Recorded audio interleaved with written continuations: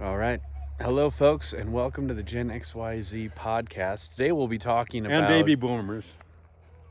We haven't had the baby boomer perspective, so I think this is appropriate as we've been going through our financial series.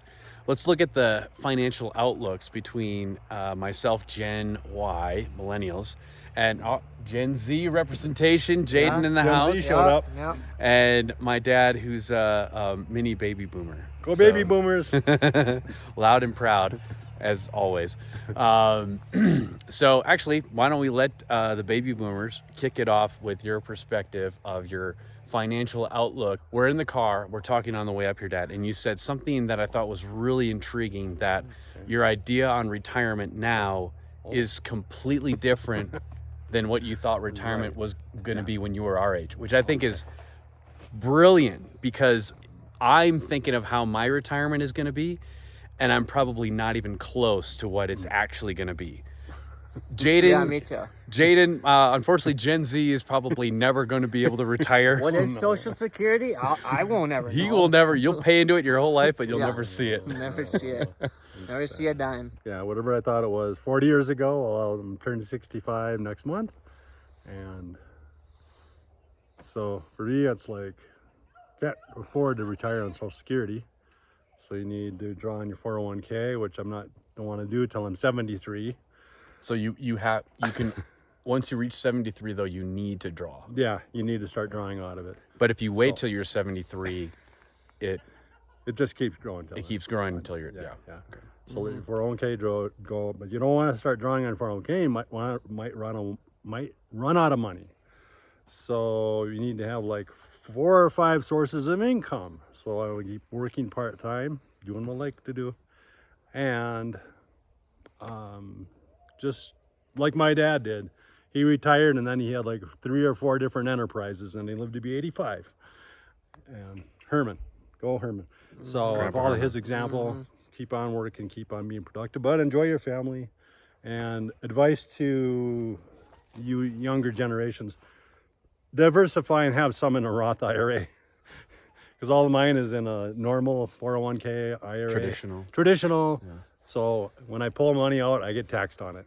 So I can't, like, if it was a Roth IRA, I could pull a big chunk of money out and do something with it. But so my little word of advice to XYZ: use a Roth IRA too. Yeah. Because newsflash, everyone, if you were going to think that, will taxes go up or will they go down?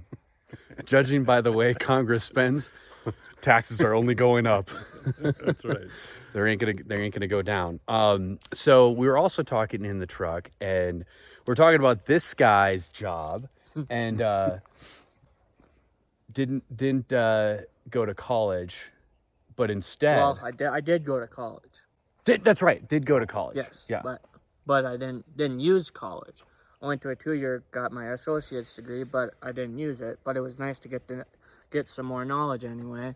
But I joined the trades right away, right out of high school. I just joined Yulin Brothers, which is a construction contractor, and we build roads and everything. And so I started as a flagger and then laborer, and now I'm an operator. And I mean, I just started that last year. So you get into the union and you get very good benefits, health benefits, but you also get a very good 401k. And so that just gets built up over time, and it shouldn't disappear, and it's gonna be good. It's be great. It won't disappear. I mean, the U.S. and the rest of the world will have to implode before those 401ks and the stock market crashes crashes permanently. So, but I thought so. They're doing a 401k match, which I think the greatest advantage Gen Z has is you have time. You have time. Your money in the market over the long term is going to do very well. Yes, there's ups and downs, but in the end of the day, the sun always comes back out through all the storms, and on the other side, it will increase. So don't delay putting in that 401k, because you're doing a match, and at the age of 24, I was probably not even making half as much money as you are in the trades. Yeah. So shout out to the trades, 2-year degree, and able to like get a great job with great benefits, travel. You have a lot of flexibility, which, hey kids, I get it. Like working does suck. Working all the time sucks. Dad, are you excited to work for the next 30 years? No. That's not what you said before.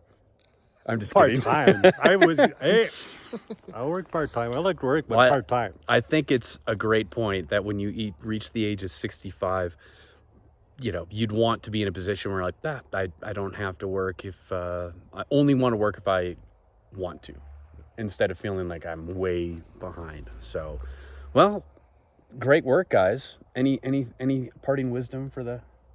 A little bit more for Gen XYZ, diversify and also consider getting some real estate in your own house and try to invest in your own place. And even other real estate, look into that. Diversify your retirement because you don't know what it's going to be like 40 years from now. So true. Buy physical assets. You don't just want everything to be electronic, because everything's going electronic now, but you do still want to keep some physical investments. Like I have some physical investments that could be in a museum, but they're only gonna grow in value. Well, that's my belief. Are you talking about that piece of a Viking ship that you own? Yeah. Yes, exactly.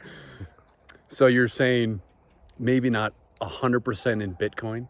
Yeah, no, Maybe not. a little No, bit in Bitcoin, but not 100% in Bitcoin. Yeah, do me a favor. Just go get you have Bitcoin. Just go get it out right away. Just, can you do it? No, it takes a while. They want to tax it, and they want to, yeah. Taxes are not going away, folks. Yeah. That's truth right there. Mm-hmm. But I thought that was great advice, Dad. If you're in a tax deferred account, think about it. Are taxes going to be more now than they are? Or are the taxes going to be more in the future than they are now? Yeah, probably. So if you're doing a Roth IRA, you pay the taxes up front, which would be at a lower rate. But also depends on how much you make too. If you think you're going to be making more in the future versus now, that also weighs into. I'm shocked by how many people have never even heard of that. Yes. Diversify. But not this guy. No, I've heard of it, but He's heard of it. Yeah. And his company is matching the 7%. And so it's like, the way I've always thought about it is that 7% that you put in and they put in, that's like 15%. So that's, or 14%, that's going towards your future. You always have to hit that every month. Good move. And then, say there's 50% of that is your living expenses, your mortgage, your truck payment, UTV payment, motorcycle payment, whatever that you're on the hook for the bank for. And then that top, call it 15, 20%, do whatever you want with it. Bitcoin, Vegas. Hunting expenses. It's all hunting expenses for me. And I get it. It is very expensive nowadays. So, but I always think about it. I put away 15% of my military paycheck and actually about 9% of my Northrop Grumman paycheck. So, and funny, I always forget that I do that. But when I do taxes at the end of the year, and I'm always thinking like, why do I not take home that much money? I feel like I should be taking more. I remember, because if I put money in my checking account, I am going to spend it. Because if it's there, gone, burn it, send it. The fact that it goes to investments first and I never see it means I know myself. I know I'm going to spend that money. I know I'm not going to click 3 buttons to put it in. It needs to automatically go there.